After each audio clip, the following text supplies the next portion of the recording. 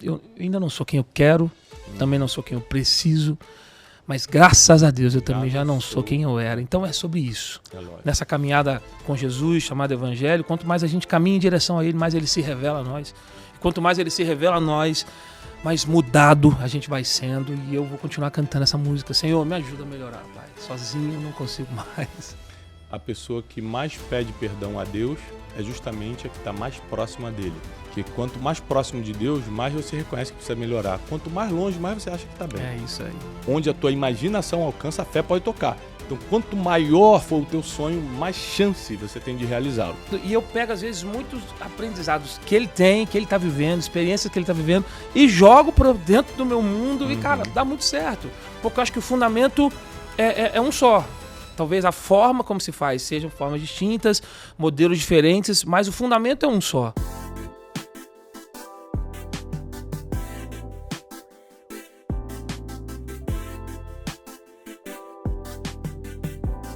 Seja bem-vindo a mais um Brunecast. Nós estamos aqui toda terça-feira, 20 horas, sempre com convidado especial. De vez em quando o Theo e o Ólogo assumem aqui, entrevista alguém também. Inclusive, eles têm gravado sem eu saber e sobem no canal sem eu saber. Eles estão fazendo coisas assim para aparecer. O jurídico vai atrás de vocês. Vocês estão gravando com todo mundo. Né? Esses dias veio o rapaz do iFood entregar comida e falou assim, vem aqui gravar com a gente. Já botou para gravar. Como é que é trabalhar no iFood? Eles estão nesse nível, né? Mas hoje a gente tem um convidado especial. Porque ele mexe com uma das poucas coisas, talvez a única no mundo, que toca corpo, alma e espírito ao mesmo tempo. A música. A música, ela arrepia o corpo, ela toca profundo na alma e ativa o espírito. Então é por isso que você tem que ter muito cuidado com o que você escuta. Não só palavras, mas também com o que você ouve de música. Porque isso pode tanto te levar para pensamentos que não deveriam ser pensados, podem te conectar a alguma coisa do passado, mas também podem libertar a tua alma e o teu espírito para um novo tempo. Então você precisa ser extremamente exigente, né? E não se trata se a música é evangélica ou não é, se trata se a letra te leva para algum lugar legal ou não, né? E hoje nós vamos conversar com uma grande personalidade da música gospel, um cara que eu escuto há muitos anos. Esse ano eu tive o privilégio de completar 45 anos, ele cantou no meu aniversário, é um cara que tem experiência não só musical, mas de vida. Eu quero falar muito de vida e de como os processos são iguais para todo mundo. Para um músico famoso, para alguém que trabalha com educação como a gente e que prega voluntariamente, qualquer pessoa, um jogador de futebol, né? A gente está no meio do lançamento do nosso livro aí, Jogo da Vida, depois traz um livro Jogo da Vida para mim. Ou seja, não importa, todo mundo passa por processos, todo mundo vai ter que ser criativo no que faz, ser bom no que faz, né? No caso da música, tem que ser afinado, saber tocar um instrumento. No meu caso, é saber falar em público e ter conteúdo. Todo mundo vai ter que passar por isso. Então, hoje nós vamos aprender e entrevistar esse cantor, compositor, ganhador de 3 Latin Grammys. É um dos maiores nomes hoje da música gospel no Brasil, sem dúvida nenhuma. E uma coisa que eu gosto nele é a longevidade. Tem gente que vem assim com um trabalho bonito e desaparece. A longevidade é uma característica de quem está fazendo não só o que Deus gosta, está fazendo do jeito certo aqui na Terra. Então recebam com um forte aplauso meu amigo Eli Soares. Meu Deus! Que prazer, meu irmão. Muito obrigado por essa oportunidade. Tudo bem? Tudo bem?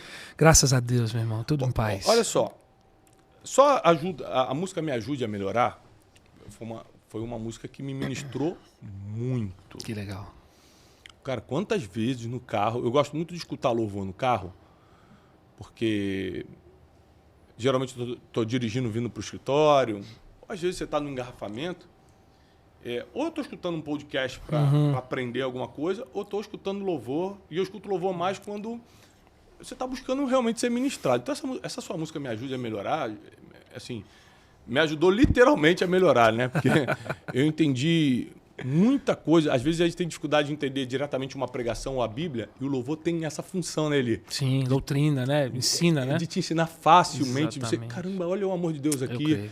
Então essa música Ajude a Melhorar, além de ter mais de 183 milhões de views, é uma música muito profunda E a primeira pergunta que eu quero te fazer é o seguinte. Eu vou falar sobre processos de vida, sobre dificuldades, altos e baixos, tudo isso que qualquer profissão a gente passa. Mas como é que é o teu processo criativo de composição? Porque a composição, a música, ela toca, como eu falei, no corpo, alma e espírito. Eu acho que a única coisa, não consigo lembrar de outra coisa que, ao soar, toque nos 3 níveis do ser humano. Sim. Como é que é o seu processo de composição? É um dom? É uma técnica? Você tira um tempo? Como é que você... Para criar uma música desse nível, como é que você chega nisso?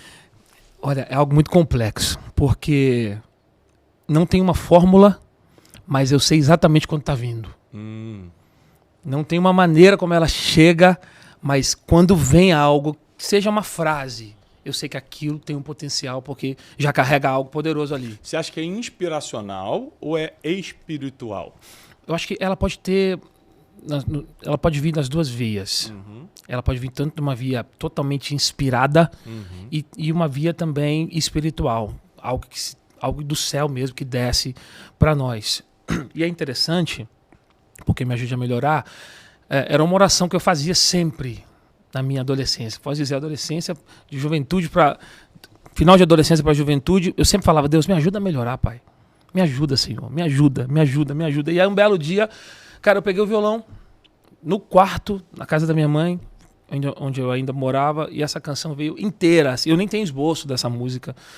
Eu não me lembro de ter voltado uma parte, porque ela veio inteira. Eu simplesmente cantei essa música. Então isso prova que é algo do céu. Acho que Deus pegou uma oração e entregou melodias ali, harmonias para ela, e ela se transformou numa canção. Eu não sei se você parou para pensar, é uma música teologicamente fortíssima. Porque quando você canta, me ajude a melhorar, sozinho eu não consigo mais, eu sou humano, eu só sei errar, é a manifestação da graça divina. Sim. Só quando o homem reconhece isso que a graça divina pode tomar força. Eu creio. Porque o poder de Deus se aperfeiçoa na fraqueza. É isso. Então, às vezes você nem tinha um conhecimento teológico. A prova que é de Deus é que você não tinha nenhum conhecimento profundo teológico. Exatamente, mas Deus falou, exatamente. canta isso aqui, filho, que é o que eu gostaria que as pessoas soubessem. E você estava falando sobre fórmulas, sobre como veio. Eu só tenho uma certeza quando eu componho. Clareza na mensagem. Eu acho que a arte não precisa ser explicada. Ela precisa te tocar de alguma maneira. Então eu procuro ser o máximo acessível, mais acessível possível quando componho. Eu sempre tenho um tema, e aí do tema eu consigo partir para as próximas ideias, para as próximas etapas. E me ajuda a melhorar foi isso. Essa frase, me ajuda a melhorar, começou a desencadear todo o restante da música e a coisa foi tomando. E é engraçado porque esses dias uma pessoa me parou na rua e me perguntou, cara, quanto tempo você canta Me Ajude a Melhorar? Olha, já tem mais de uma década. Eu lancei essa música, inclusive eu lancei essa música num álbum, Kézia tá ali, minha esposa, no álbum que eu pedi a Kézia em casamento. Eu tinha um CDzinho com essa música, eu assinei o primeiro CD da tiragem, e entreguei para ela e pedi ela, enfim, então tem mais de 13 anos que eu canto essa música. Eu disse para essa pessoa, olha, tem 13 anos que eu canto Me Ajude a Melhorar. Ela, nossa, mas não melhorou ainda, até hoje. Quando você vai parar de cantar essa música? Aí eu fiz uma reflexão rápida, assim, me lembrei da frase de Luther King e disse, olha, eu ainda não sou quem eu quero, também não sou quem eu preciso, mas graças a Deus eu também já não sou quem eu era. Então é sobre isso. Nessa caminhada com Jesus, chamada Evangelho, quanto mais a gente caminha em direção a Ele, mais Ele se revela a nós. E quanto mais Ele se revela a nós, mais mudado a gente vai sendo. E eu vou continuar cantando essa música. Senhor, me ajuda a melhorar, Pai. Sozinho eu não consigo mais. Um grande teólogo uma vez me ensinou que a pessoa que mais pede perdão a Deus é justamente a que está mais próxima dele. Muito bom. Que quanto mais próximo de Deus, mais você reconhece que precisa melhorar. Quanto mais longe, mais você acha que está bem. É isso aí. Né? C.S. Lewis dizia que quem está longe de Deus não vê nada de errado no que faz. Quem está perto de Deus, o tempo todo está implorando misericórdia, mesmo errando muito menos. Sim. Então, acho que essa música explica isso. Eu acho que é a oração que todo mundo queria fazer para Deus um dia, né? Cara. É uma forma... É muito forte essa música. E só um homem bom reconhece que é mal, né, Bruno? Então, assim, é a oração de todo mundo. Um dia alguém precisou fazer essa oração, ou ainda vai precisar fazer essa oração de um dia falar, Senhor, eu sou humano, eu só sei errar, Pai. E reforça o que Paulo diz quando falava que o bem que eu quero fazer, você não faz. Né? mas o mal que eu não quero, esse eu faço. Então eu me baseei muito nessa passagem para dizer, cara, que se tirar Jesus daqui de dentro, não sobra muita coisa. Então eu preciso... Sozinho a gente não consegue. Sozinho a gente não consegue. Não consegue. Eu tenho... esse é o estudo que eu estou me debruçando, né, teologicamente falando, ultimamente. É assim, o que dá pra gente fazer sozinho? A gente não consegue nem lutar contra a nossa carne sozinho, a gente precisa do Espírito Santo, a gente precisa jejuar para mortificar a carne, a gente precisa de um monte de coisa. A própria adoração que está dentro da gente é o próprio Deus que coloca em nós. Ele que coloca. E, olha só, para a gente lutar contra a gente mesmo, a gente não consegue sozinho. Imagina contra os principados e potestades e dominadores do mal, né? Exatamente. Agora, como é que foram os processos da tua vida? Porque para chegar hoje, ser um compositor, um cantor reconhecido, ter múltiplos milhões de visualizações, de shows ou eventos com muita gente, você passou por processos, imagino, como qualquer profissional em qualquer área, processos difíceis, altos e baixos. Momentos que você achou que ia dar certo, momentos que você fala, não tem jeito, vai dar errado, né? Ou seja, para eu estar vivendo o que eu estou vivendo hoje, eu passei por tudo isso. Será que eu estou no caminho certo? Será que é isso? Estou certo, estou errado? Como é que foi esse processo de sair do zero e chegar onde está hoje? Bruno, eu falo que eu não saí do zero, eu saí do menos 20. Porque sair do zero, talvez o meu filho vai sair do zero, que é o térreo, né? É o nível da rua, vamos dizer assim. Então, começar a construir do nível da rua é muito fácil. O problema é quando você pega um terreno acidentado, você precisa fazer a estrutura, precisa fazer alicerce, e aí, de fato, começar do zero. Então, talvez o Azaf e a Sara são meus filhos, esses vão começar do zero. Mas eu tive que começar lá do menos 20, da fundação, de estruturar todo o terreno. E essa é a parte mais difícil. O começo é a parte mais difícil. E é onde muita gente desiste. Acho que a grande maioria das pessoas desistem no começo. Porque o começo é complexo, o começo é difícil. Você não sabe para onde ir, você não sabe com quem contar, você não sabe se o caminho que você tá certo, você não tem referências, você não tem direção, você não tem alguém que te dê suporte. Às vezes você não tem nem energia. Então, o que te move a continuar? Não está ganhando dinheiro pelo que está fazendo. Exatamente, ao mesmo tempo precisa ganhar, porque, poxa, você precisa viver. Claro. Então, é complexo. Meu coração é tomado de compaixão quando eu vejo alguém começando na música. Primeiro CD, primeiro lançamento, primeira agenda, primeira rádio. Então, assim, são lançadas, se eu não me engano, quase 50 mil músicas por dia no Spotify. Uau! Isso tudo. Você imagina a quantidade de gente lançando coisa toda hora. E como sobreviver no meio dessa floresta? Como sobreviver no meio dessa selva? Infindável. A indústria fonográfica, ela, se eu não me engano, é talvez um dos nichos mais rentáveis hoje, que mais movimentam energia no mundo. Então, você imagina alguém começando do zero, no meio dessa loucura toda, sem saber, sem direção. Então, o começo é muito difícil.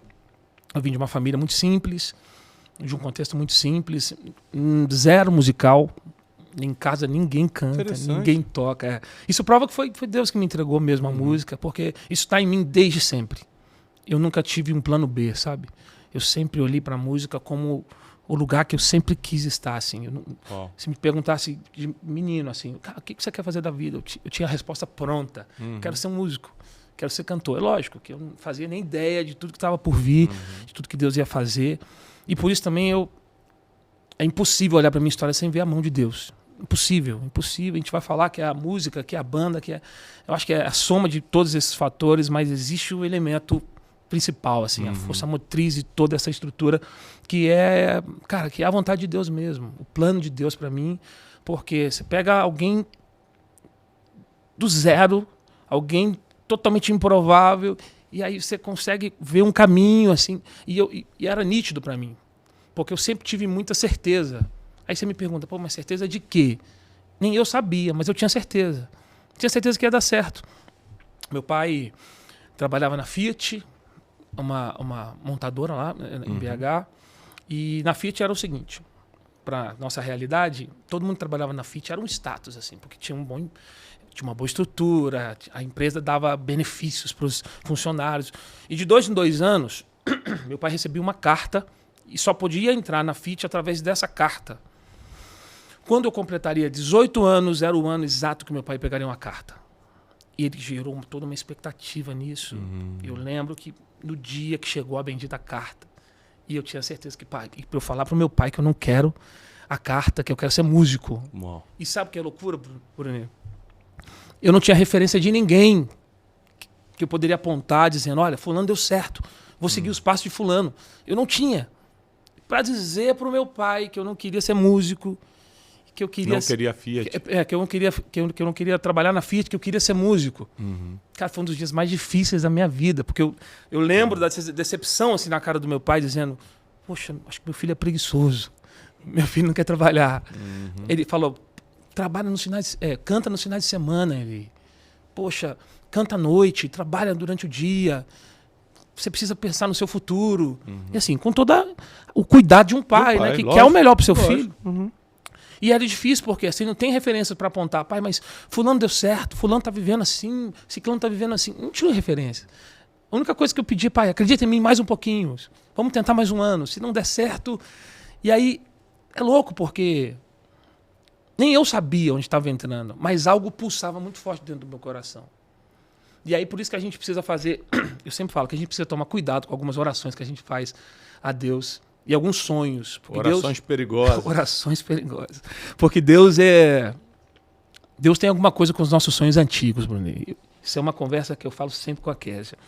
Tem mesmo. Deus tem algum compromisso com os nossos sonhos antigos. Com são os sonhos da pureza. Os sonhos da pureza. Eu creio muito nisso.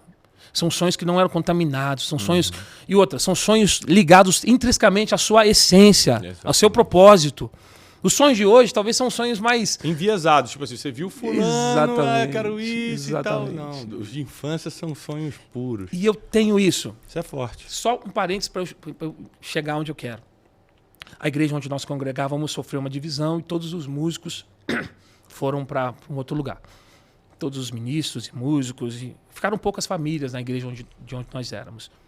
E a minha mãe, na necessidade na necessidade de ter alguém para cantar, minha mãe começou a cantar.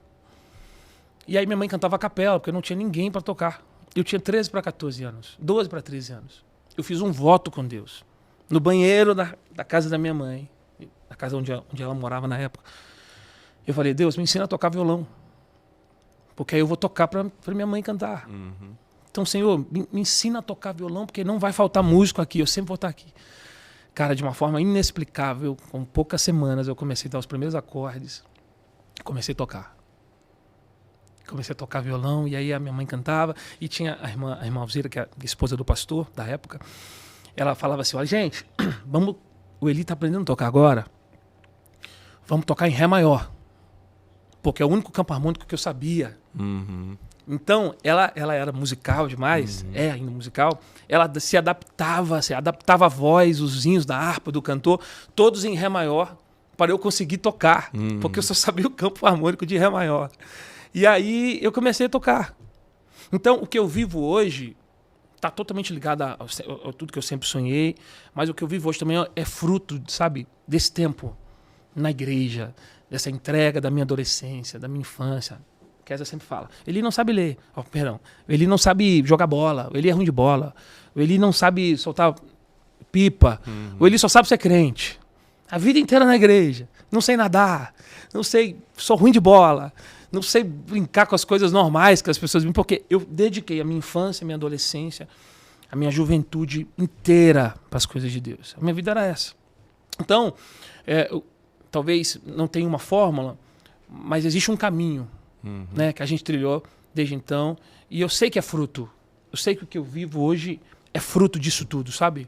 É fruto dessa entrega, e é uma resposta dos céus também em relação a isso. Agora, você falando essa dificuldade do início, né, como você falou, quando eu vejo alguém começando, eu me coloco no lugar dele, que é muito, muito complicado o início. Ao mesmo tempo, não ter um plano B.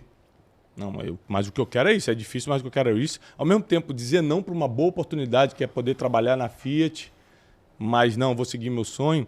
Eu ia até deixar para anunciar o livro no final, mas que você falou coisas que estão nesse livro, Jogo da Vida. É isso aí, eu quero aproveitar para dar um recado para você. O jogo da vida. Isso aí.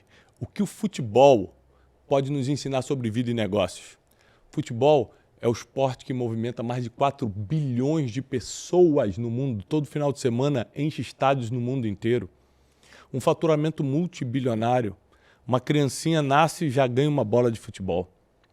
que isso pode nos ensinar? Quais são os princípios, as regras que deram certo nesse esporte e a gente pode levar em consideração para a nossa vida? Nesse livro, eu falo abertamente sobre você decidir a sua escalação em campo, em que posição você vai jogar. Você tem um técnico como todo jogador tem, ou você está tentando a vida sem orientação e sem estratégia de fora? Você sabe lidar com o banco de reservas ou as suas emoções te descontrolam quando você não é o principal? Você sabia que o jogador tem treino infindável? Acabou de ganhar o jogo no domingo, na segunda já está no treino de novo? E a gente sempre querendo um dia de folga? Existem muitas coisas que o futebol nos ensina. Um livro fácil de ler, diagramação que faz com que um jovem, um adolescente, leia em um dia, 2 dias. Você que às vezes nunca leu um livro, você vai lê-lo rapidamente. É um livro para quem está começando a vida, para quem precisa tomar decisões sérias, para quem está perdido em alguma área, para quem é jovem, adolescente e quer, através das analogias do futebol, descobrir como se faz negócios e como se vive melhor essa vida. E principalmente, você que está começando o seu primeiro negócio, não fique perdido, não fique desorientado. Esse livro aqui é uma bússola. Jogo da vida. Assim como o jogo de futebol é ganho em campo, com a bola rolando, mas tem regras. Se você fizer falta, você leva cartão amarelo, pênalti, você pode levar um vermelho. Se fizer gol, mesmo sendo Cristiano Ronaldo, se tiver impedido, vai ser impedimento, o gol não vai valer. Existem regras na vida e esse livro vai te revelar tudo. Está disponível agora, você precisa adquiri-lo e eu te incentivo a dar um de presente. A gente negociou com a editora, eu abri mão de receber os direitos autorais para poder vir muito barato para você. É um livro que custa 40 e poucos reais. Você pode dar de presente e mudar o futuro de alguém também. Paz e prosperidade. Que legal. Eli, vamos lá. Pensando na história, por exemplo, de Abraão, quando Deus fala assim, ó, sai da tua terra, sai da tua parentela, vai para o lugar que eu ainda te mostrarei. Ele teve que ir sem saber direito o que era. Sim. Então, você amava a música, como eu sempre amei de alguma forma a educação. Hoje eu treino pessoas, faço café com destino todo dia de manhã, e tenho nossos cursos, imersões, mentorias, conferência de destino. Mas eu não tinha noção que seria desse tamanho. Eu tenho certeza que Abraão não tinha ideia do que Deus estava falando, que seria uma nação que hoje a gente conhece como a nação dos judeus, Israel. Como provavelmente você também não imaginava que seria com tantas milhões de visualizações, com tantos eventos lotados. Creio eu, na minha experiência com Deus, que quando Ele promete, a gente imagina o melhor que a nossa cabeça alcança. Você diz assim, Deus vai te dar o melhor. Você pensa, bom, qual é o melhor carro que minha mente alcança? Sim. Deus vai te fazer um grande músico. Qual a maior casa de evento aqui da região? Qual a maior igreja que tem aqui para eu contar? Você sempre pensa no que sua mente alcança, né? Verdade. É por isso que grave isso. Onde a tua imaginação alcança, a fé pode tocar. Onde a tua imaginação alcança, a fé pode tocar. Então, quanto maior for o teu sonho, mais chance você tem de realizá-lo. E também nós temos as surpresas de Deus, aquilo que a gente nem conseguiu imaginar, nem olhos viram, nem ouvidos ouviram, nem jamais entrou no coração do ser humano, que Deus tem preparado para aqueles que o amam. Sim. Esse negócio que você falou que no final é a mão de Deus, na minha vida também foi assim. Eu tinha várias palavras proféticas, Deus vai te usar, você vai pregar em muitos lugares, tá? Você vai ter isso, vai ter... Mas em que tamanho, né? Em qual proporção? Eu achava o quê? Que eu ia montar uma agenda e pregar um lugar ou outro, né? Sim. Então, quando foi que começou a cair a ficha e falou, cara, isso é uma surpresa. Isso aqui eu já não nesse nível eu não imaginava. Cara, de verdade, essa ficha cai diariamente ainda. Quando você vem no Brunecast, você fala, não imagina. Hoje eu cumpro. A humildade. Hoje coração humilde. Eu lembro de uma palavra. Meu filho, tu vai sentar no meio dos grandes dessa terra. Mas hoje é o cumprimento, gente. Sentando com os reis da terra hoje. Exatamente, os príncipes. O cara, para a glória de Deus. Cara, essa ficha cai assim, diariamente. Porque, é um processo, né? Até para entender isso. E a minha vida é regada disso. Eu tenho uma música que fala que o Deus que mostra o destino não revela o caminho. Tem uma pregação minha de... Inclusive tem busca no YouTube. Vamos fazer o teste? Vê quando ele compõe essa canção, vê quando eu subir no YouTube e a gente tira essa dúvida. O nome da pregação é O Deus que mostra destino não revela processo. Vai ver aí, é 2015. Chegou a hora, chegou a hora. 2015. Vamos ver, gente. Entendeu? E aí os direitos autorais ficam só pra ele. Né? Não, mas não façam isso, sabe por quê? Porque na pandemia, cara, eu ouvi muito esse cara. Meu Deus, eu já te falei sobre isso, inclusive. Que, cara, suas palavras ali na pandemia, enfim, desde então, né, são um norte de Deus, assim, pra mim. Seja louvado, Deus te abençoe muito. É provável, sim, que o amado tenha uma parte dessa população. Isso o meu jurídico já está ali posicionado. Já conversar. É o Wesley, é o Wesley. Não, Wesley. O Wesley tá querendo tirar alguma coisa de mim. Esse aí, o jurídico tá em cima dele também. Não, mas brincadeiras à parte, não estou dizendo isso, mas a gente é influenciado pela palavra. E a pregação é a palavra de Deus explicada por alguém. Sim. Né? Como as canções também deveriam ser as canções é o complemento, eclesiásticas, né? Congregacionais, deveriam ser a palavra de Deus cantada de uma forma que a pessoa entende ainda melhor. Sim. Né? Teve alguma canção que você escutou que na sua infância ou adolescência que despertou, puxa, é isso que eu quero, é esse nível de coisa que eu quero chegar? Porque eu lembro de canções que eu escutei na minha infância e na minha adolescência. Eu fui músico na minha adolescência, não sei se eu te contei. Sim. Ainda sou, mas não... Esses dias eu vi, inclusive, tocando, mas ajuda a melhorar no piano. De forma amadora. Mas eu tinha um sonho de ser músico também na adolescência, né? Cheguei a trabalhar em estúdio e tal. Mas muitas músicas marcaram tanto a minha vida na infância e na adolescência, eu falei, puxa, isso aqui que eu gostaria. Uhum. Teve alguma música que você lembra e falou, poxa, isso aqui marca demais? Ou algum momento que às vezes na igreja você falou assim, viu como o louvor faz a diferença? Sim. Eu não vim desse contexto musical, né, em casa. Então, o meu contato com a música foi através da igreja. Uhum. Meu pai era zelador da igreja e eu sempre aproveitava uma oportunidade ali, falava que ia ajudar ele a limpar a igreja, mas na verdade queria mesmo mexer nos instrumentos e tudo. E teve um episódio, acho que foi ali que eu entendi que Deus tinha algo comigo, assim, pro louvor. Que não aconteceu diretamente comigo, mas eu fui muito impactado por aquilo. Trabalhava na época de office boy, e aí, acabando o expediente, a gente passou numa igreja, quem estava ministrando era o Antônio Cirilo. Uhum.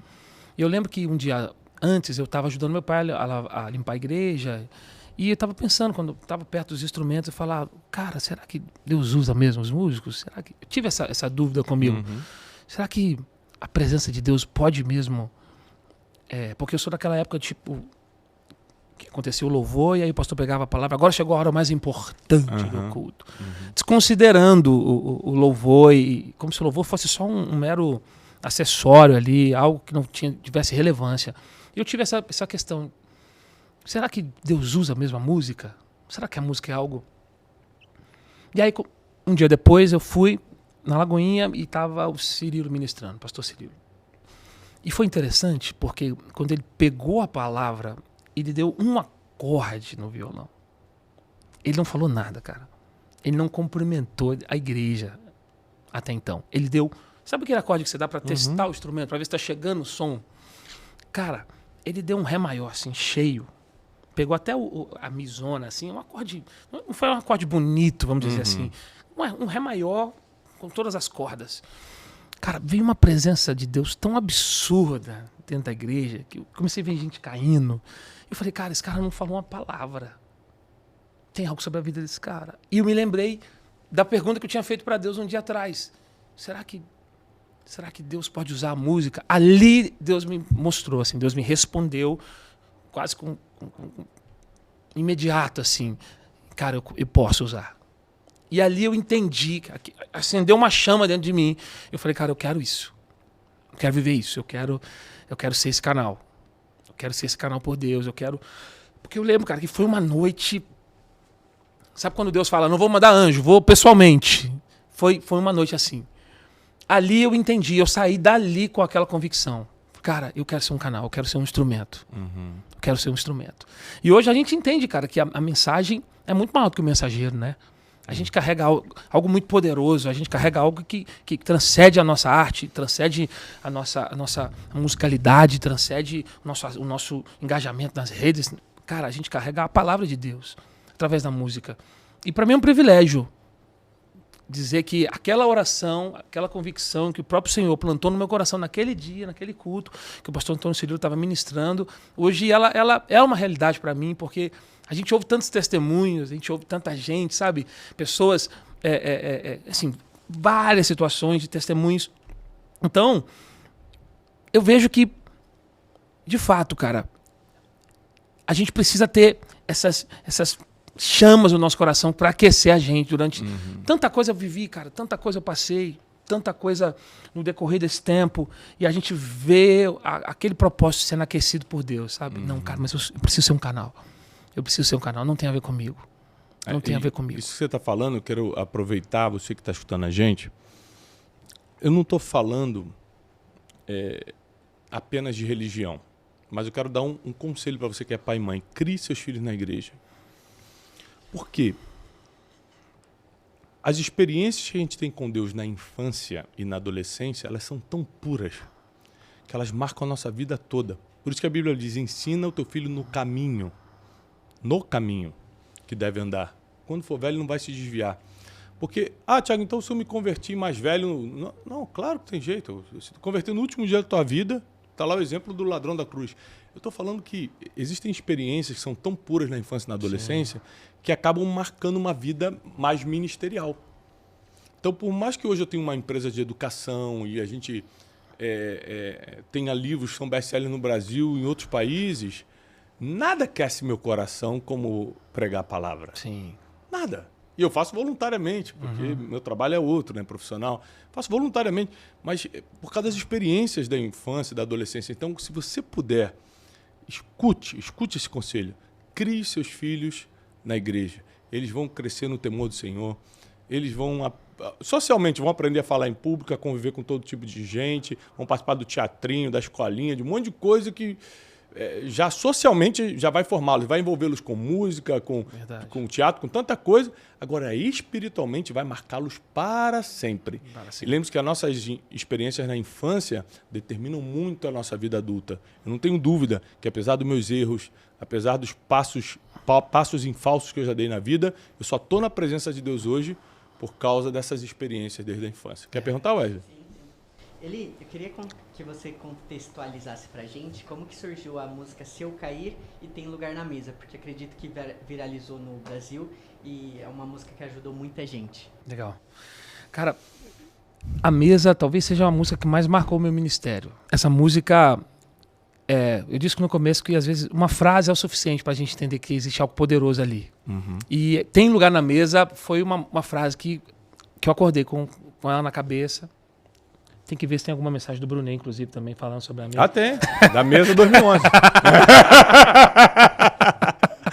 Porque senão a gente já faz o rachinho. Aqui já. Se pegar teu CD, jovem, comparar com a minha pregação do YouTube, não sobra nenhuma. E essa mensagem me marcou muito, cara. Brincadeira, gente. Aqui a gente é amigo fora das câmeras, aí a gente pode brincar. E essa música, talvez, sem dúvida, é a música que mais marcou o meu ministério e talvez não seja a música mais ouvida, não seja a música com o maior número de streamings na internet, mas é a música, sem dúvidas, que marcou a minha vida. Por quê? Essa música fala da história do filho pródigo.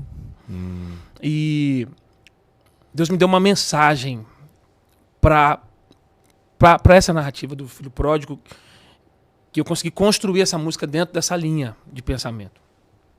E eu perdi a conta de quantas pessoas já voltaram para a mesa depois dessa música, sabe? Através dessa música. A música é...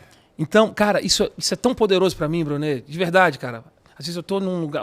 Ontem mesmo, no aeroporto, indo para Cuiabá, uma pessoa me parou e falou, olha, queria te agradecer. O meu filho, ele voltou para Jesus através do seu ministério. A música que ele mais ouvia nessa volta dele foi A Mesa. Ontem isso aconteceu. Bom. Então, isso é um combustível tão poderoso para mim, sabe? Porque esse menino, ele teve coragem para sair, mas também teve coragem para voltar, né, cara? E o caminho da volta é muito difícil, cara. Muito mais difícil. O caminho é muito mais difícil voltar do que sair, né? E é legal porque ele não foi recebido por dedos apontados, ele foi recebido por braços abertos. Isso é maravilhoso. Então, tem lugar na mesa. Pode se assentar. Venha, não demore. Aqui é o seu lugar. É só lembrando você que tem uma mesa e que o seu lugar está lá. Sabe? Essa música não te ensina nada novo, não me ensina reinventar a roda. Não, ela só te lembra de algo. Cara, tem uma mesa, tem um lugar lá que é seu. Você não era digno, mas o sangue de Jesus te garante um lugar nessa mesa e você pode se sentar. Mas eu acho que a música ela cumpre muito essa função, como a gente meio que já abordou, mas aprofundando, que tem gente que se considera cristã, mas não tem uma experiência com a Bíblia. Ela não conhece bem a Bíblia. Tem, por diversos motivos. Tem gente que tem dificuldade com leitura, tem gente que lê e não entende. Ela até gosta de ler, só não entende o que está escrito.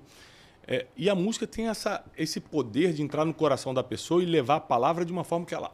entendi. Exatamente. Porque se ela fosse ler toda a parábola do filho pródigo, é capaz dela não interpretar como uma música cantada revela a verdade dessa passagem no coração da pessoa. Sim. Por isso que eu acho que a música dentro da igreja ou a música cantando a Bíblia, ela tem um poder imensurável na sociedade para reaproximação de corações, para conversão. Talvez seja uma das maiores ferramentas hoje de Deus para a evangelização. Porque a música entra, talvez onde um paletó e uma gravata talvez tenha mais dificuldade para entrar. Às vezes a palavra de Deus entra ali através da música e a palavra de Deus não volta vazia, né? Exatamente. Aquela semente plantada uma vez ali, ela cresce, gemina e eu creio muito nisso. Tem um escritor que fala, cante até ser uma realidade. Porque a música tem esse poder de tornar real, tornar aquilo real. Então, eu acredito no poder da música. Falando da música Se Eu Cair é como se fosse a continuação de Me Ajude a Melhorar, porque... Essa é a história do Wesley, Se Eu Cair. Justamente porque... foi por isso que o testemunho dele, testemunho dele. Casou agora, né, Bruno? Ele está casado, mas não, até agora, graças a Deus, nada. Até antes um pouquinho, tratei muito esse jovem. Né? Lembra do gabinete pastoral? Gabinete pastoral. Passo muito com esse jovem. Essas são coisas... Confessionário aqui, jovem. Se abrir tudo, acaba tudo. Acaba. Explode tudo. Mas graças a Deus, Deus tem tido misericórdia. Vai, Wesley, fala. Se eu cair. Cara, se eu também que tá mudando de assunto. Né? Não, ele tá tentando fugir. Pra que eu vou tocar na música que me acusa, né? Mas... Volta lá, Wesley. Mas eu fico feliz, cara, de ser uma resposta de oração. Não, cara, mas antes de ser para qualquer pessoa, é para mim, com certeza. Porque, como eu disse, eu creio nessa informalidade para compor. Eu creio nessa oração que a gente faz sem muitos evangeliqueis, sem muito rodeio de falar, Senhor, em tua presença, nós adentramos nesse momento. Eu acredito naquele negócio, Senhor, eu tô no pior momento da minha vida. Eu estou prestes a fazer a pior besteira da minha vida. Eu preciso de ajuda. E eu acredito que o Senhor pode me ajudar. Então, por favor, Senhor, senta aqui agora. Vem aqui. Me ajuda, Pai. Eu preciso da...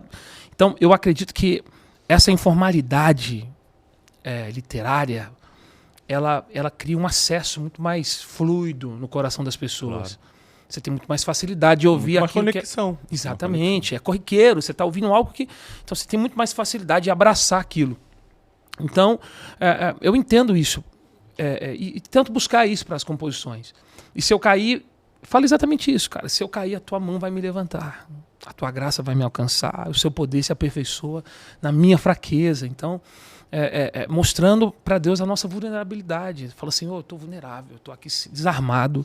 E é bíblico, porque nas cartas do apóstolo João, ele diz, se por acaso cairdes ou pecardes, tendes um advogado, Jesus Cristo justo, que te absolve de toda injustiça. Amém.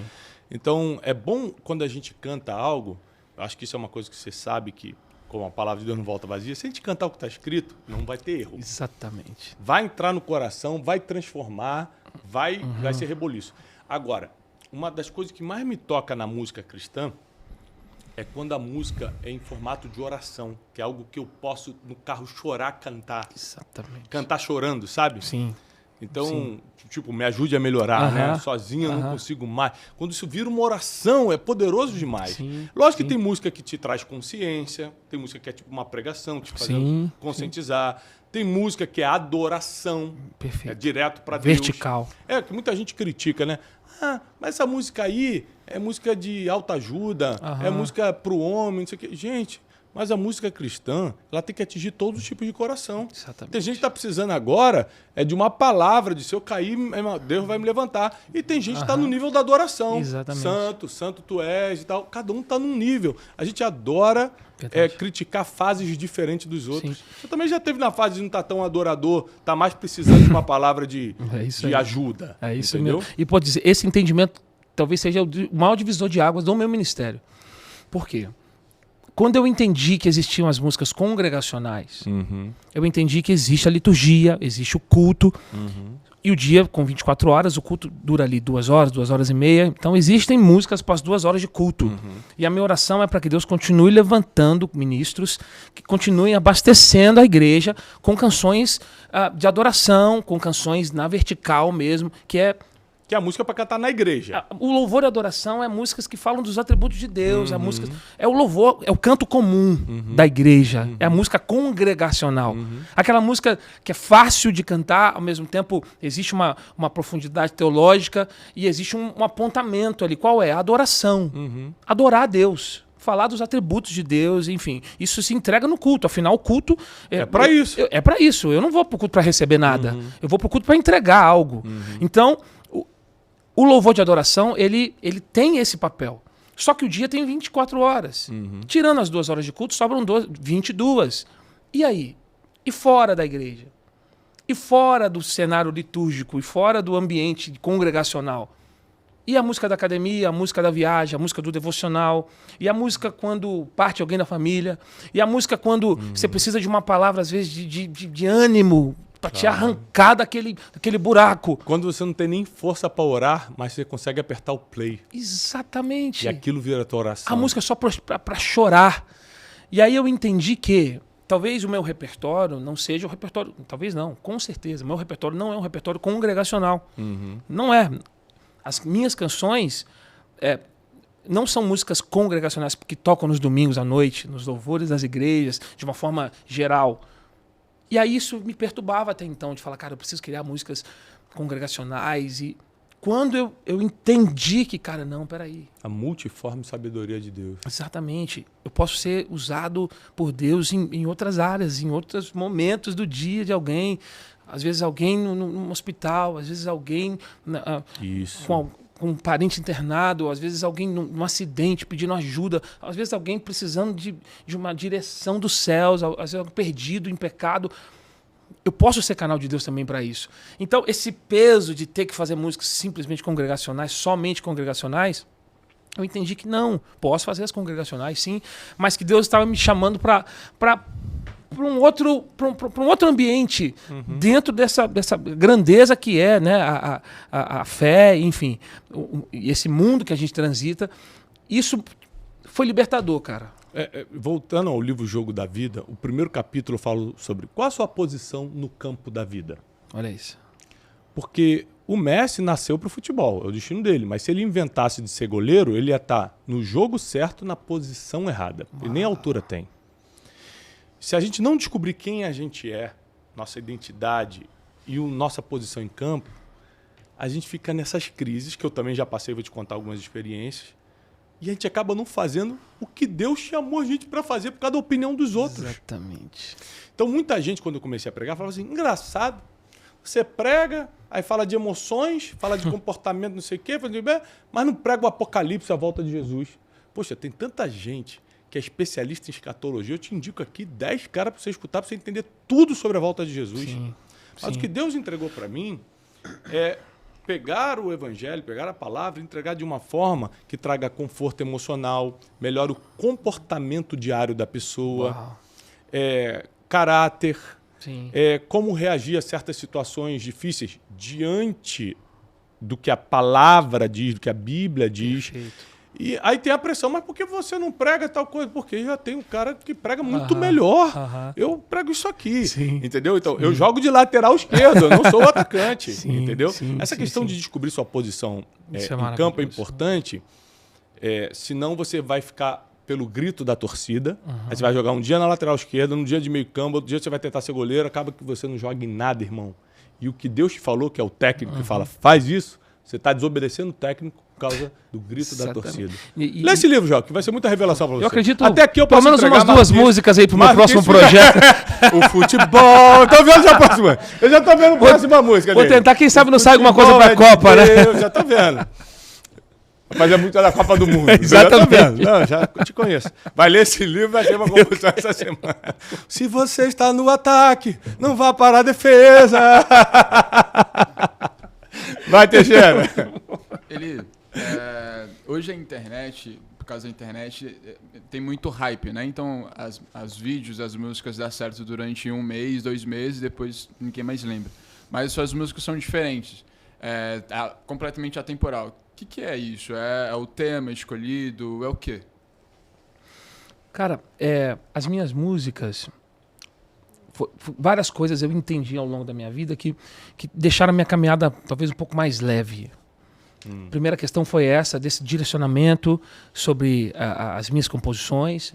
E o segundo foi essa questão mesmo do hype e de todo esse movimento que tá todo mundo atrás, né, cara? Eu acho que todo mundo que trabalha com a internet levanta assim num dia e fala: o que eu vou postar hoje?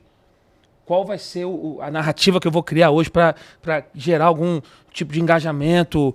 Enfim, eu acho que existe esse grito, né, em todo mundo que cria conteúdo, porque é muita informação, é muito movimento. Você imagina a música.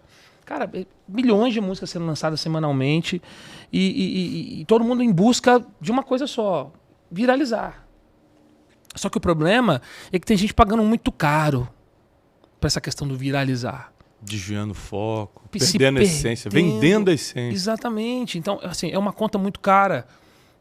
Qualquer coisa para viralizar, qualquer música. Eu abro mão daquilo que eu tenho certeza que é meu, que é para mim, só para ter alguns acessos, só para ter, enfim, uma exposição maior. Aí eu tentei fazer um outro caminho.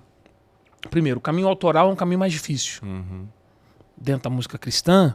Porque ele canta e compõe. Tem gente que só canta, só para você entender. Para quem tá fora do universo musical, tem gente que não sabe compor, mas sabe interpretar, sabe cantar. O Eli consegue fazer os dois. E tem um viés, tem uma área um pouquinho mais delicada de mexer, e que eu não tenho absolutamente nada contra, mas é só para me pontuar, é que existem hoje essas versões de músicas que já são sucessos internacionais. O Wesley fez a versão agora do Michael Jackson, Thriller. Meu Deus! Se você puder assistir no YouTube. Mas dançando também? Não, dançando. Meu Deus. Lele Jackson Thriller, que é o nome da música. Busca aí, tá viralizando no YouTube. Será que ele não pode dar uma palhinha pra gente? Não, aqui? ele vai daqui a pouco. Ele gravou Thriller, agora Moonwalk, que ele vai fazer também. Mas, fala, da versão é interessante isso aí. Imagina, você pega uma música já testada mundialmente, faz uma versão dela em português e lança. Concorda comigo? Você tem muito mais probabilidade de arrebentar, assim, né? Porque a música já é um sucesso. Já foi já testada, é um hit mundial, já está estourado nas trends do Instagram, enfim, de todas as redes sociais. Eu pego, faço uma versão e, cara, tudo certo. Mas você precisa concordar que o caminho autoral é muito mais difícil.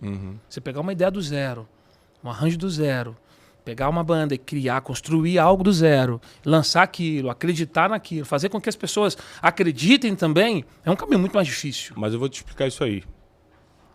É que só consegue ser autoral quem aprendeu com o processo que passou.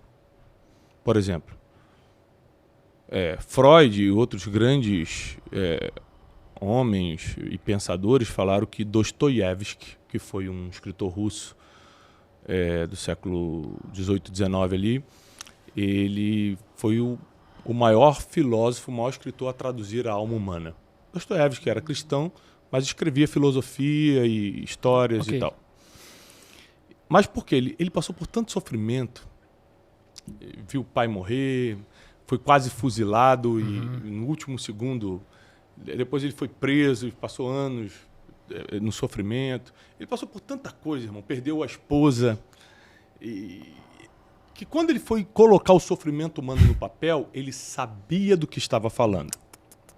Então, processo vai determinar a autoralidade. Sim. A maioria das pessoas que não passaram por processo nenhum precisam copiar a roda que está dando certo ali. Reinventar a roda, Sim. né? Porque eu não tenho processo. Então, por exemplo, algumas pregações minhas, que tiveram milhões de visualizações na internet, o cara fala assim, da onde tu tirou essa revelação? Eu falei, irmão, eu até acredito em revelação, porque Deus revela mesmo.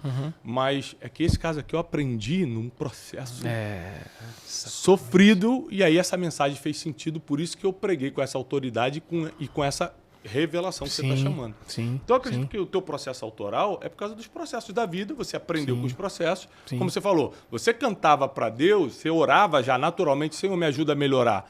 Você não teve que sentar e falar, vou criar uma música aqui que vire. Não. Já era a tua oração e aí você acabou criando algo autoral. Acredito Também não muito. condeno quem copia ou faz nada disso, não. Só estou dizendo que o processo autoral é mais difícil porque exige processo. Você só consegue escrever com profundidade e tocar na alma aquilo que você passou. E por que toca na alma da pessoa? Além de ser de Deus, é porque a pessoa também está passando por aquilo. Então tem uma conexão, Você né? conseguiu explicar. Ela não. Ela só está sentindo. Aí ela fala, essa música dele é o que eu preciso falar. É isso. Exatamente. Vale para livro, vale para música, vale para tudo. A gente, de maneira alguma, está aqui descredibilizando quem faz as versões. A gente está explicando as diferenças só. Exatamente. Mas assim, eu entendi que, cara... Tem versões que abençoam muito. E por mais que não tenha mais tanto resultado imediato, existe uma construção ao longo do tempo. O meu catálogo mesmo, a gente foi pegar números, é assim, canções que eu lanço e elas vão passando, trilhando caminhos para se consolidar. Então vão ser músicas que ao longo tem muitas visualizações, mas quando eu lanço, é normal, é um caminho normal. Não tem aquele boom, mas ela tem uma crescente. Essa crescente às vezes é até lenta, mas ela tem uma crescente, então ela vai se consolidando dia após dia, ano após ano, e eu entendi esse caminho. Então eu não tenho aquela pressa ou ambição de ter que falar do que todo mundo está falando, porque tem isso, né? Quando o tema é chuva, aí, cara, aí chove para tudo quanto é lado. Aí se alguém está falando de casa, agora então virou casa agora. Aí se alguém fala de mar, tempestade, todo mundo fala de tempestade. Tendo esse entendimento, eu consegui um caminho perpendicular a isso tudo, que eu consigo fazer a minha música, fazer o que está dentro de mim, dentro da minha convicção, dentro daquilo que eu acho, que eu tenho certeza que o Senhor entregou para mim, num caminho que talvez não vai ter tanto acesso agora, mas que vai se consolidando dia após dia. E aí eu vou construindo algo sólido. Uma música que eu chego num lugar, talvez não é uma música viral, mas que todo mundo vai cantar comigo. Uma música que não teve aquele boom, mas que todo mundo conhece. Faz parte do dia a dia ali de todo mundo. Então é um caminho mais difícil, um caminho talvez não tão rápido quanto os outros, mas é um caminho autossustentável. Isso que você está falando... O método Destiny, eu ensino 12 princípios milenares, né? Que dão certo a milênios e tornam a pessoa que pratica uma raridade. Onde tem raridade, o valor aumenta e tem fila, né? Então, tem um princípio que eu ensino chamado princípio da verdade. Eu falo, verdade, não sei o que é, talvez saiba, porque eu explico o seguinte, não é só falar a verdade, é ser de verdade. E ser de verdade, que é o que você é, ou seja, tá bom que o hype tá ali, tá bom que o tema é esse, mas eu sou isso aqui. No método Destiny eu explico. Cada princípio te dá um destino. Cada princípio cumprido te dá um destino. O princípio da verdade chama-se durabilidade. Então, por que você é um cara que vai ficar até o último dia da sua vida e vai ser escutado até lá? Seja com 200 milhões de visualizações ou com 20 milhões, não importa. Porque como você é de verdade, a recompensa de ser de verdade é durar muito. É a durabilidade. Amém. Até porque quem é de mentira tem prazo de validade. Sim. Então, eu também, por exemplo, a gente entra em algumas discussões na equipe de marketing. Vamos fazer um vídeo tal que é viral, não sei o que. Eu falei, irmão, deixa eu fazer o que eu faço. Mesmo que não bombe nada agora, mesmo que esse mês a gente não tenha nenhum viral, mas a gente vai ter durabilidade. Eu vou ficar inventando uma coisa que eu não acredito. Vamos só fazer isso aqui que a gente faz. Uma breve pausa na nossa programação para lembrar do método Destiny, a escola mundial de princípios milenares, a única. Você entra para aprender 12 princípios que dão certo há milênios e sai uma raridade. Uma raridade está sempre exposto porque vale muito e tem fila, não só para olhar, mas para comprar. Você precisa ser uma pessoa rara, uma pessoa que tem paz e prosperidade por dentro. Isso só é possível através da sabedoria que dá certo há milênios. Eu te convoco para o próximo método Destiny. Nós vamos deixar aqui as datas, o link para você fazer parte, encontrar a cidade mais próxima de você, a data que melhor te atende, porque eu e os professores do Instituto Destiny estamos preparados para, durante 2 dias, fazer uma imersão que vai mudar completamente o seu destino e para muito melhor. Método Destiny, te vejo lá. Eli, explica pra gente sobre a sua excelência musical, porque a gente, num mundo que tem músicas de 4 acordes, você é um dos músicos que se destaca por ser musicalmente muito bem. Me explica de onde veio isso, sabe? O seu álbum Memórias, algumas músicas de lá são melhores que originais, então de onde veio tudo isso? Rapaz, calma. Porque ele pegou no chat GPT. Aí ele não se responsabiliza pelo que tá falando. Não, é bom demais mesmo. Essa parte da musicalidade é boa pergunta. Cara, a música... você tem uma musicalidade bem diferente. A música, pra mim, é muito mais do que só uma forma de eu conseguir cuidar da minha família e sobreviver. A música se tornou o principal acesso, o principal meio de comunicação com as pessoas e com o Criador. Então, a música tá em tudo pra mim. Em tudo. Tudo é música. Eu não tenho ouvido absoluto de conseguir ver, conseguir entender os tons em qualquer barulho, assim. Mas a música tá em tudo pra mim. Por exemplo, eu tô aqui, tem um ar-condicionado ligado, não sei se é as luzes ligando, mas ela me lembrou o tom de uma música. E eu tô falando contigo, mas... Bota o ar-condicionado em mim maior, não sei se te agrada. Desculpa, eu tenho ouvido absoluto. Acho que tem um comazinho aí pra baixo. Passou uma abelha aqui em Ré com sétima, abelha. Eu peguei Ré com sétima.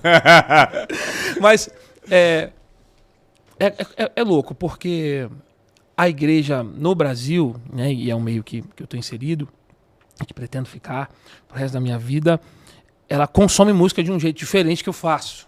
Claro. Toda essa complexidade musical, em termos comerciais, não me ajuda.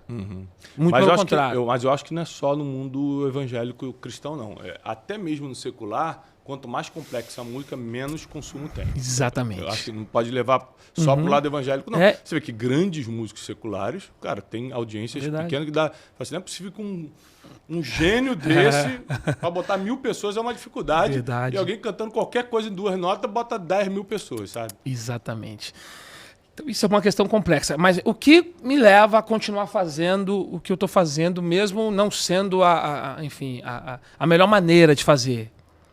O como, né? O porquê você ainda não mudou o como e ainda continua fazendo música desse jeito? Porque isso está em mim. Eu não consigo nem te explicar.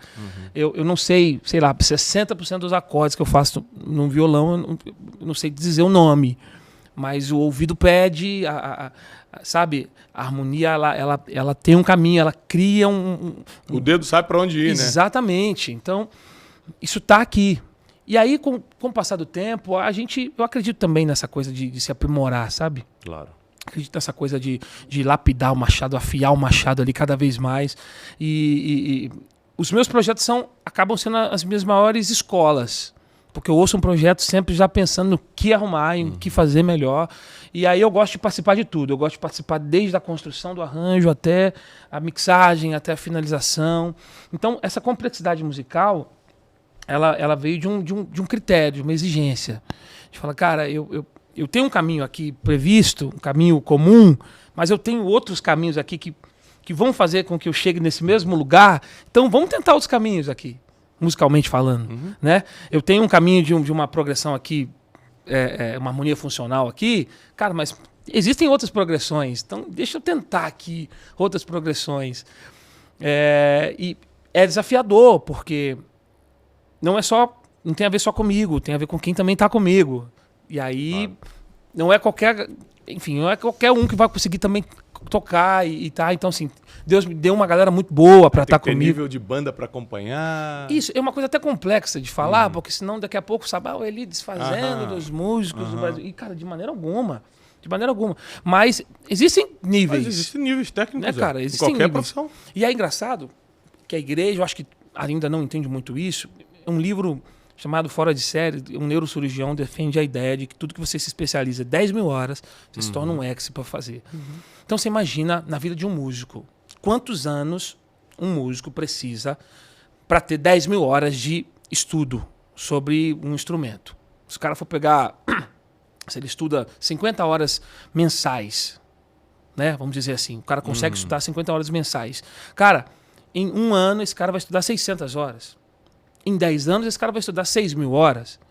Então ele vai precisar de pelo menos 15 anos de vida estudando para ser expert em algo, para ter uma habilidade mínima ali em algo. E a galera às vezes não quer passar por esse processo. Não quer trilhar esse caminho de estudo, repetição, caminho que é um caminho, você é músico, você sabe, cara, a mecânica, não adianta o cérebro querer ir para um lugar se o dedo não estiver preparado. Então, essa parte do estudo é uma coisa que a gente está sempre... Ligo pro Josué, o meu saxofonista agora, ele já fica com o negocinho do sax aqui pendurado já. Ele dorme com aquilo, porque a impressão que eu tenho é que ele faz tudo com sax. Aí você vai ver o cara tocando, cara, você entende. Poxa, é isso. Então, eu acho que essa coisa desse critério, ser mais criterioso, você acaba atraindo também quem é mais criterioso. Claro. E essa construção acontece. Nas nossas produções mesmo, é um laboratório. A gente passa dias treinando, testando, tocando, gravando, deletando, gravando de novo, até chegar naquele lugar. Não é uma coisa que a gente faz, cria uma base aí, eu vou no dia de pôr a voz, coloco a voz e tá tudo certo. Não, tem uma construção por trás, tem um cuidado por trás. Então eu acho que esse amor, sabe, esse cuidado com a música e cuidado com a forma que a gente faz também. Agora, esse lance da adaptação que você falou, do aprimoramento, é legal. Eu assisti recentemente o documentário mais recente do Andrea Bocelli, tem vários, mas o mais recente, tem uma hora que ele explica, é um documentário bem interessante, cara, para quem é músico, porque ele explica o seguinte, que o sonho dele era ser tenor, ele queria cantar ópera. E abriu uma oportunidade para ele cantar no Festival de San Remo, que era música pop. Então ele falou assim, cara, o que eu vou fazer lá? E parece que Deus coloca algumas pessoas certas na nossa vida no momento certo. Sim. Um amigo dele falou assim, olha, eu sei que o teu sonho é esse, mas o que o pessoal está consumindo agora é a música pop. Você não consegue achar um meio termo e adaptar? Você canta o tenor, mas uma música que as pessoas consigam cantar junto, porque ópera eles não vão cantar. Sim. E ele fez uma adaptação, e daí ele acabou gravando aquela música Con te partirò, que explodiu no mundo. E aí ele entendeu, cara, eu vou continuar sendo um tenor, não vou abrir mão da minha essência, mas porém eu vou adaptar para um tipo de música que as pessoas cantem junto, senão... que eu acho que foi o que você fez no Ajude a Melhorar. Você conseguiu botar toda a excelência musical, complexidade, ao mesmo tempo as pessoas conseguem cantar junto. Sim. Esse poder de adaptação muita gente não tem, não negocia, porque geralmente gênios não negociam nada, tá? O gênio fala assim, irmão, eu sou isso, eu toco isso, se quiser me escuta assim. E na verdade a vida é feita de muitas sedições. No casamento a gente cede e tal. Então eu acho que essa questão de você se adaptar, entender o mercado e o que as pessoas escutam, mas sem abrir mão da tua essência. Não estou falando que você tem que abrir mão da tua essência pelo mercado não, tá? Não é se vender para o mercado. Sim. É você manter a tua essência, mas tá bom, dentro da minha essência, o que eu posso abrir minha mente aqui para entrar isso, aquilo, para que as pessoas entendam, para que a mensagem chegue. O que adianta você ser o melhor no que faz, mas ninguém está te escutando? É isso aí. A mensagem não chegar. E esse é um caminho que eu acho que só a maturidade te leva.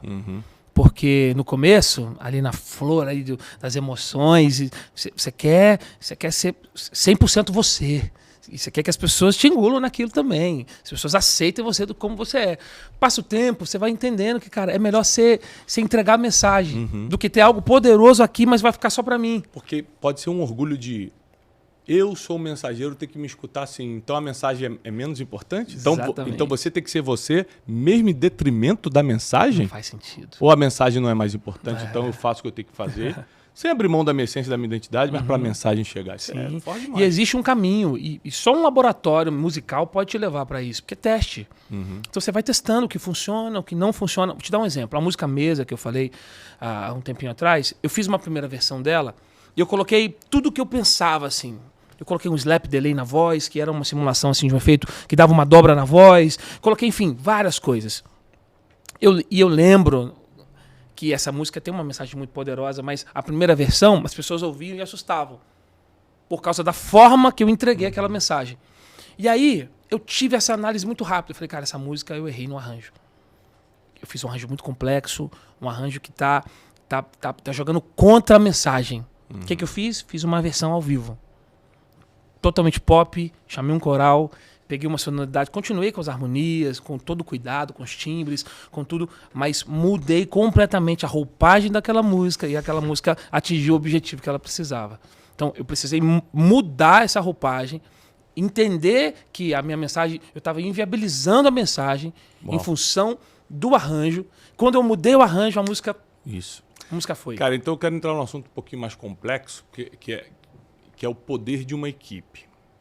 Por exemplo, para um livro meu ser reconhecido como best-seller, eu ter que vender milhões de livros e tal, mas para esse livro chegar na prateleira e dar certo, não é só a minha inspiração para escrever. Tem muitas pessoas que são essenciais nesse processo, como, por exemplo, quem vai editar o livro, ou seja, quem vai ler e falar, Thiago, isso tem sentido, isso aqui não tem base científica, você tem fonte, é a pessoa que vai ficar me contestando, ó, isso aqui, cuidado, isso aqui, isso você falou aqui, ó, é perigoso, porque vai ofender essa classe de pessoas. Então eu escrevi achando que é uma maravilha, o editor vem me batendo. Ó, isso aqui, corta isso aqui, ó, essa história aqui tá boa, tão boa que eu acho que você tem que aprofundar. Acho que você tem que pegar essa história aqui, mais uma página e meia nela. Tá muito forte essa história. O editor tem esse lance. Traz o pente fino no negócio. Então, o que eu acho? Eu acho que eu não seria um escritor que as pessoas leriam se eu publicasse do jeito que eu escrevi. Ok. Deu para entender isso? Sim. Olha, complexo. Então, a gente precisa de gente que entenda o que a gente não entende. No caso, por exemplo, da música, eu quero te dar alguns exemplos. Eu acho que se eu fosse me envolver com música, né, que é uma coisa que eu amo, eu seria produtor musical. Porque eu não sou arranjador, eu não tenho habilidade para ser arranjador, apesar de ser músico, tocar, mas eu consigo escutar uma música e saber se vai dar certo ou não. Por causa de algumas pequenas coisas. Por exemplo, eu escutei uma música assim, cara, que era um groove, uma coisa que eu gostei demais. Cara, me chamou a atenção, eu parei, pum, botei a música no último volume do carro e falei, esse cara vai explodir, irmão. Aí fiquei escutando, cara, e bom, e, cara, música boa, e arranjo maravilhoso, refrão forte, só que era um groovão. Aí do nada ele manda assim, você que tá na cama de hospital, você que tá não sei o quê. Aí eu parei de escutar e falei, cara, o cara que tá na cama de hospital não tá escutando essa música agitada. Sim. Se eu fosse produtor musical, eu falei, corta! Irmão, volta aí, não dá pra falar isso. Então, ou canta uma música agitada, groove, quebrando tudo, ou fala o cara na cama do hospital, ele tá escutando uma oração, ele tá escutando uma música de adoração. Você tá entendendo essas coisas? E a visão do produtor é exatamente isso, né? Não é? Dá destino pra música. Então, às vezes, você é tão bom como músico que você acha que tem que sair do teu jeito. Fala um pouquinho pra gente dessas sedições, dessa... Tá bom, vamos dividir com a equipe aqui pra gente chegar na melhor fórmula. E o fato de ser um bom músico não te torna um bom produtor. E o fato de ser um bom produtor não te torna um bom arranjador. São coisas diferentes. O arranjador é quem faz o arranjo musical da música, o produtor é quem escuta tudo e vê o que tá... O produtor é quem traz a visão panorâmica de tudo. Assim. E até mais comercial também. Exatamente. Exatamente. Ó, esse elemento aqui, esse sample que a gente está usando, pode ser um sample mais... Enfim, ele dá essa visão geral. O arranjador ele só cria o arranjo ali. O produtor vê, ó, esse tom tá baixo. Acho que a gente pode explorar mais a sua voz. Então vamos aumentar meio tom aqui.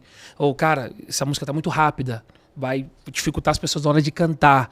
Então, esse cara que preocupa com tudo isso. É louco, porque, no meu caso, as músicas, elas vêm com uma direção muito clara para mim, assim. De arranjo. Já vem na tua cabeça. Exatamente. Ela já vem de uma forma... Aí você canta pro arranjador ou você confia na... Eu faço arranjo junto. Tá. O Marquinhos Abjaldi é o meu tecladista há 12 anos e o processo é sempre o mesmo. Projeto novo, eu vou pra casa dele, a gente passa 2, 3 dias criando as bases de todas as músicas. Porque aí eu com o violão ali, a gente vai criando junto e ele sugere, e aí eu dou as opiniões daqui e a gente chega num lugar. Às vezes é complicado, porque ele quer uma coisa, ele é muito musical. Muito musical. É um dos maiores pianistas que eu conheço. Então, às vezes, ele quer algo muito complexo e eu já falo, não, cara, isso aqui já perdeu.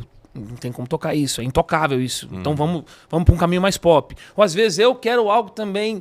E ele fala, não, cara, vamos dar uma rebuscada aqui, vamos dar uma aprofundada nessa harmonia. Sabe isso que eu tô lembrando rapidinho? Tinha uma música do Toque no Altar, na época eu era garoto, né? que era o que dizer pra tocar o teu coração. E Tinha o Ronald que tocava, ele invertia. Aí quando você ia tocar aquilo na igreja, você botava o que fazer pra tocar o teu coração. Não, e assim, é exatamente o que fazer, né? Você não tem... Não, aí, mas isso é um exemplo bom, por quê? O Toque no Altar na época, se eu não me engano, é o Ronald Fonseca. Ronald Fonseca, né? ele Fonseca. mesmo. Ele arrebentou ali, ele mostrou toda a musicalidade dele, mas não comprometeu a música no sentido de, caramba, ou seja, se eu não tenho Tornou essa a mensagem inviável, né? Não ficou inviável, porque entregou o que tinha que entregar, e quem não tinha aquela habilidade de tocar daquele jeito, conseguia tocar da mesma forma de outro. Sim. A música não deixou de tocar nas igrejas por causa disso. Exatamente. Entendeu? Exatamente. Eu acho que esse casamento é importante. E a linha tênue é exatamente bem complexa mesmo. Por quê? Qual é o limite entre fazer uma música acessível que todos vão cantar e fazer uma música também ao mesmo tempo que tem uma profundidade ali de harmonia, de arranjo, que também Muito não bom. seja algo tão simplório. Uhum. Tipo, ser simples sem ser simplista, né? Tipo, qual é o caminho, assim, no meio, a linha que divide esses dois mundos? Por quê? Senão eu vou fazer algo também de qualquer jeito, 3, 4 acordes ali, e que vai funcionar, ok? E também para fazer algo também que ninguém vai conseguir tocar. Como unir esses dois mundos?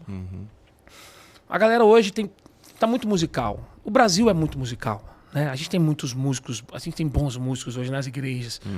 Você vai, por exemplo, em qualquer igrejinha dessa de bairro, cara, tem uma galera tocando bem, um vocal legal. Então, a galera acho que a música tá mais acessível. Eu também acho que o Brasil tá no top 5 mundial de música. Sem dúvida. Sem dúvida. Vou te falar, top 3, Top com 3, certeza, né? com certeza. Nosso Brasil é um celeiro absurdo. E a diversidade ainda musical deixa a coisa ainda mais interessante, porque você vai para São Paulo, tem a musicalidade paulista. Vai para Minas, vai para o Rio, vai para o Nordeste. Aí, cara. Então, assim. Aí abre o leque. Não, é incrível, é incrível. Então, hoje, eu acho que um produtor pode se ousar um pouco mais em fazer algo um pouquinho mais rebuscado, um pouquinho mais profundo, um nível assim, 2, 3 a mais do que se consumia antigamente. Porque hoje, com a internet, o cara tem acesso a uma videoaula, o cara tem acesso a um conteúdo, o cara consegue se aprimorar mais. Você vê que a galera nova já tá tocando muito. Antigamente tinha que ir para um conservatório, hoje em dia na internet você consegue pegar muita coisa. Eu juntava as moedinhas de casa para comprar uma revistinha na banca para pegar a cifra de João Alexandre ali, tentar aprender um acorde novo. Beijo, João. O João prometeu que vinha aqui, hein, João? Pô, o João é um gigante. João tem que vir. Agora, isso que ele está falando de música, você pode aplicar em qualquer profissão. Tudo que ele está falando aqui, puxa, pegar o complexo, mas deixar de uma forma simples para quem precisa entender, você pode estar em qualquer... Na sua empresa você tem que aplicar isso. Se você tem algum ministério na igreja, em qualquer coisa. A gente está usando o exemplo da música, mas a música, assim como o futebol, eu usei a analogia do futebol para esse livro novo, Jogo da Vida, a música você pode usar as analogias da música para muita coisa, para qualquer coisa que você faz, tá? Então, isso que a gente está explicando aqui, de deixar menos complexo para mais gente receber, você pode aplicar naquilo que você está vivendo hoje. Não, e é engraçado, Bruno, perdão, só um parênteses mesmo. Estou com um amigo aqui que veio aqui para o podcast, que é o Diego, é um grande empresário do interior de São Paulo, meu irmãozão que está ali com a Carol, e ele passa por dilemas na vida dele, a gente se fala sempre, que a gente sempre faz essa síntese entre o meu mundo e o mundo que ele vive. Tipo, a complexidade de gerenciar 30 lojas de supermercado e tudo acontecendo, e eu pego, às vezes, muitos aprendizados que ele tem, que ele está vivendo, experiências que ele está vivendo, e jogo para dentro do meu mundo e, cara, dá muito certo. Porque eu acho que o fundamento é um só. Talvez a forma como se faz sejam formas distintas, modelos diferentes, mas o fundamento é um só. Né? E é interessante porque esses dias ele estava num dilema. Eu lembro que eu consegui pegar exatamente o que ele estava falando e jogar para uma estratégia de um lançamento de uma música que eu ia fazer, e a coisa teve um destino, então... Dá para te aprender com tudo. Exatamente. Dá para te aprender com tudo. Aliás, pega um livro Ganha o Mundo Sem Perder a Alma para dar para o Diego. Que é um livro para empresários. É bem focado em vida financeira e empresarial. Vai, Wesley. O Wesley quer brilhar. A audiência deve estar lá em cima. Não, quando o Wesley... Não. Quando ele começa com as perguntas... Mas ele geralmente ele é assim nos outros podcasts? Ele tem essa energia toda, Bruno? Não. Hoje ele está mais empolgado porque ele é teu fã. Meu Deus, que isso. Essa aqui é a versão antiga. Pega a versão nova, por favor. Eli, eu queria perguntar sobre algo que a gente sofre em qualquer área, seja cantor, seja jogador, seja empresário, que são críticas. Alguns anos atrás você lançou uma música com um cantor secular e os de dentro, né, vamos falar os religiosos, te criticaram bastante. Como que você lidou com isso? Como que você superou essa fase? Boa. Cara, isso é complexo. É complexo porque até hoje tem vários entendimentos sobre isso, sabe? E, inclusive, obrigado, cara, por ceder esse espaço aqui que é tão relevante para a educação no Brasil hoje, né, cara? Não só o espiritual, mas o educacional também. E acho que tem uma ótima oportunidade para poder falar desse assunto. Uhum. Quando eu lancei um banner com todos os artistas que iam cantar, tinha o Mumuzinho, o Ed Mota, tinha o Alexandre Pires. Teve um comentário assim: poxa, se chamar Regina Casé, vira esquenta. Cara, hoje eu tô dando risada. Mas na época foi muito triste ouvir isso.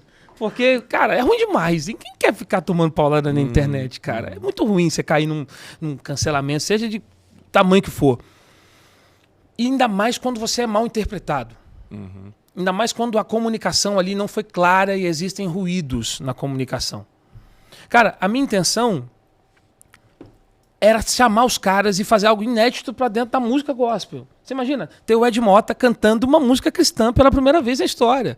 Uhum. E o Ed Mota tem uma representatividade enorme para os músicos em geral, sendo da igreja, né? Uma oportunidade de evangelização. E falei, cara, eu acredito muito nisso, sabe? Que essa mensagem ela é muito poderosa, cara. E ela transcende a música.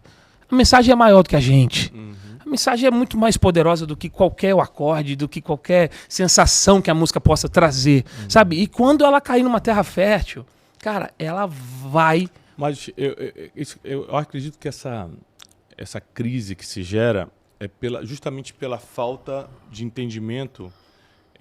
Porque o cara fala, você está misturando o sacro com o profano. Mas a falta como pode uma água sair, uma água limpa e uma água suja? Mas eu acho que o pessoal, eu entendo o que o pessoal fala, mas é só uma questão de entendimento. Por exemplo, seria diferente se você fosse um músico congregacional, como nós falamos no início, ou seja, você canta para a igreja, louvores de adoração a Deus, e botasse o cara no altar, para dividir o altar contigo para cantar para Deus uma coisa. Uhum. Mas você é um músico cristão. Sim. É diferente. Você não faz a música congregacional, que é a música sacra, que é dentro da liturgia, que é vertical para Deus. Você faz a música para o cristão se sentir confortável cantando, porque tem música secular que não dá para cantar, um cristão cantar. Então, é mais uma oportunidade de evangelização, né, do que você falar que está misturando o sacro com o profano. Mas eu que vim da música, né, da minha adolescência, trabalhei em estúdio, para mim foi fácil de entender. Okay. Né? Até porque na América, que eu morei uns anos, é muito comum essa mescla. Né? A Mariah Carey pode cantar uma música gospel normalmente num domingo de manhã numa igreja, como eu já vi. Sim. Ela entrou no domingo de manhã, o Steve Wonder, não sei o quê, tá tudo bem. Sim. Aqui ainda não tem essa cultura e vira essa guerra. Uhum. Mas a gente tem que entender que cada um está numa fase até mesmo de entendimento. E as pessoas, às vezes, não entendem o que a gente faz, entendeu, cara? Então, assim... E eu lembro que a minha esposa falava assim, nossa, você não se importa? Como é que tá seu coração? Você lembra, amor, que você ficava perguntando? Você vê as pessoas te batendo desse jeito na internet? Cara, eu tive agendas canceladas. A galera cancelando, eu quero cancelar a agenda porque eu li, poxa, apóstolo, vergonha do evangelho. E essa coisa de ser mal interpretado, talvez, me doa mais do que os comentários em si. Uhum. Porque as pessoas não sabiam o que estava acontecendo. Uhum. Não entendia que não era eu que estava indo para um baile cantar. Uhum. Não, eu estava trazendo músicos incríveis, intérpretes incríveis. Cara, o seu ambiente e nosso ambiente, exatamente. E é impossível, Brunet, é impossível ter contato com esse ambiente e não sair dali contaminado de alguma forma. Uhum. É impossível. Impactado pelo que viu, pelo exatamente. Que escutou. A palavra de Deus não volta vazia. Nunca. Alguns deles escutaram o louvor pela primeira vez na vida. Exatamente. E lança teu pão sobre as águas, irmão. Uhum. Depois de muitos dias. A própria Bíblia diz, olha, não precisa ter pressa. Depois de muitos dias tu acharás. Então só para deixar claro, para não dar corte para oportunistas, então a gente não está de acordo em misturar o santo com o profano. A gente não acha que tem que abrir o altar da igreja para qualquer pessoa cantar. Não é disso que nós estamos falando, não. A gente está falando de trazer pessoas para um ambiente que não era uma igreja, era um teatro. Sim, foi um teatro. Onde a espiritualidade, a adoração e a música cristã era o centro. E a gente colocá-los nesse ambiente para serem ministrados e não o contrário. Não a gente ir num lugar desse. E também jamais misturando a igreja e o altar santo, né, com algo que seria profano vindo de uma pessoa profana. Então, deixar claro isso aqui para que as pessoas inteligentes, como, graças a Deus, nossos ouvintes são, entendam o nosso pensamento sobre esse assunto. Porque quando isso aí rolou, na minha cabeça, eu entendi de primeira, assim. Mas é isso, eu acho que é questão de entendimento, versus também sou músico, eu entendi o projeto, mas e respondendo nem todo também mundo está no nível de entendimento. Exatamente. É normal. E respondendo ao Wesley, eu acho, cara, o segredo é ter convicção do propósito. Ter convicção daquilo que você foi chamado. Olhando exatamente para esse lugar e deixando com que esses ruídos venham e não consigam te penetrar de alguma forma. Então acho que e foi o que eu fiz, cara. Eu me isolei naquilo que eu tinha como propósito, caminhei em direção àquilo e, cara, os frutos estão aí. Os frutos estão aí. E eu, de maneira alguma, vou expor o que acontece nos bastidores, mas eu já tenho colheitas disso. Claro. Sabe? Frutos disso. E isso é maravilhoso. Então, para mim, valeu a pena. Faria quantas vezes mais precisar fazer em prol do evangelho, em prol da música. Colocar a música gospel num lugar que ela não quis ter, desses cantores que você citou já está em processo de conversão. Eu creio nisso. Né? Inclusive, eu tenho contato direto e sei que ele está em processo de conversão. Creio. Então, assim, você lança uma semente, deixa o povo bater. Deus está vendo a intenção do nosso coração. Está vendo todo, né, cara? E sem contar que, cara, a gente está desde a nossa infância servindo ao Senhor. Meu pai sempre me lembra isso. Desde a infância você serve ao Senhor. Deixa as pessoas falarem o que quiserem. Se acerta com Deus. Pergunta para Ele o que Ele quer, o que Ele gosta. Resolve com Deus. Sim. E lembre-se que você está desde a sua infância servindo ao Senhor. Tem gente que está 6 meses na igreja e já está apontando o dedo para quem está servindo a Deus desde a infância. Né? Isso tem que ter um peso, né, cara? Deveria representar alguma coisa. A não ser que a gente estivesse literalmente na apostasia, né? Que não é o caso. Sim. Então, deveria ter um peso. As pessoas respeitarem a história, respeitarem o que as contribuições para o reino. Quantas pessoas foram alcançadas para Jesus através do seu ministério, através do que a gente faz na internet, nossas pregações e tal. Eu escuto diariamente testemunhos na internet, pessoas que me param na rua falando: meu marido voltou para casa, meu filho aceitou Jesus, minha família foi restaurada, saí da depressão, ia me matar e tal. E você deve escutar isso também todo dia. Então, vamos seguir fazendo o que Deus mandou a gente fazer. Amém. Né? Que no final das contas é para Ele que a gente vai prestar contas. Eu quero agradecer profundamente Eli pela experiência, pela nobreza, né, e pelo tempo de estar aqui com a gente no Brunecast. Eu quero pedir um forte aplauso para Eli Soares. Gratidão enorme. Eli, obrigado, irmão. Eu que te agradeço, meu irmão. Deus te abençoe. Obrigado por ter vindo. Tá contigo é sempre aprendizado. E idem, a gente se edifica juntos. Eu gostaria que agora você desse o like nesse episódio, pegasse o link, mandasse para as pessoas, manda para quem é músico, para quem não é músico, para quem precisa entender alguns assuntos que a gente falou aqui profundos, né? Para quem precisa conhecer mais da história do Eli.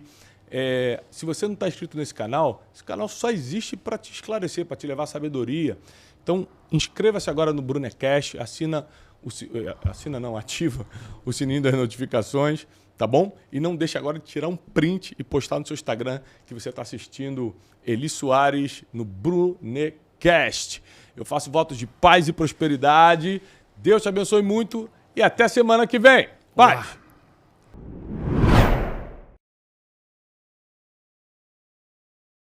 Feliz e abençoado são vocês que não viram, mas creram. É a experiência que faz você largar o que você acha importante para tocar por algo muito melhor. Quem já se entregou de forma profunda ao Senhor? Quem já sobreviveu a momentos muito difíceis somente baseado na misericórdia do Senhor, já não quer trocar isso por mais nada. problem with Saul O problema com Saul is that Saul wanted the position, é que Saul queria a posição, but David wanted the presence. Davi queria a presença. Lord, I'd rather have your Senhor, eu presence. prefiro ter sua presença. A cada uno dio una medida de fe. A cada ele deu uma medida de fé. Voy a despejar este enigma. Eu vou despejar esse enigma. E vas a salir por essa porta. E você sairá dessa porta. Creyendo que nada te es impossível. Crendo que nada é impossível a você. Llegó el tiempo de você vivir lo que está escrito en la palabra del Señor. Quien va a vivir milagre grita. Quien va a vivir lo sobrenatural salta, pula. Se prepare, porque a primeira coisa que Deus vai te dar para você ter uma vida extraordinária é o dom de discernimento. Quero declarar que você e toda a tua família estarão na conferência 2026, uma nova estação.